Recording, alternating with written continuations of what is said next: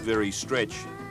Looking at Collingwood today, it's hard to imagine that this was one of the toughest suburbs in Melbourne.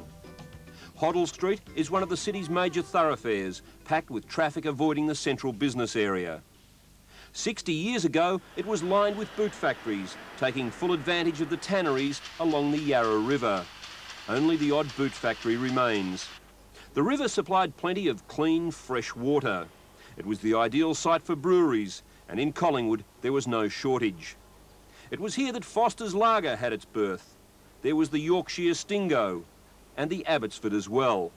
Today Carlton and United still have one of their bases by the Yarra. Named after Lord Nelson's contemporary, Admiral Collingwood, the suburb was outside the jurisdiction of the City of Melbourne, and thereby escaped the stringent building regulations of the day. Timber cottages were cheap to build and with no restrictions on size were erected in their thousands. They would quickly become the slums of the city, and over the last few decades, many have been ripped down.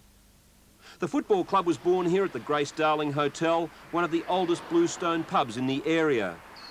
Born as Britannia, it would become Collingwood in 1892 and join the VFL on its formation in 1897.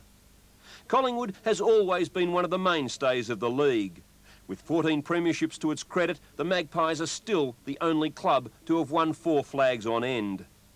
Under the leadership of coaching great Jock McHale, Collingwood would be unchallenged from 1927 to 1930. The area was a breeding ground for football greatness. The old Collingwood Tech boasted old boys of the calibre of Des Fothergill, Lou and Ron Richards, Marcus Boyle, and even Test cricket great Neil Harvey. As a youngster, Premiership captain of the future Lou Richards grew up here in Park Street and kicked his footy with his mates at Garnes Reserve behind the Town Hall. It was here at the old Town Hall that Richards, like so many of his teammates in the 30s, 40s and 50s, would meet his wife-to-be. The face of Collingwood has changed dramatically over the last few decades, from Smith Street in the west to Clifton Hill in the north to Victoria Parade in the south and the Yarra River along its eastern boundary.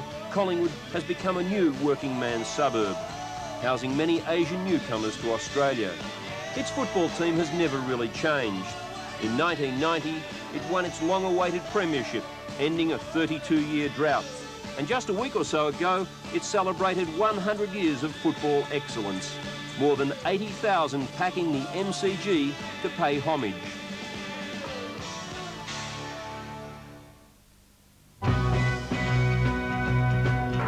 It wasn't a really first-class exhibition of our game, but the dramatics of it all and the tenseness of the players showed because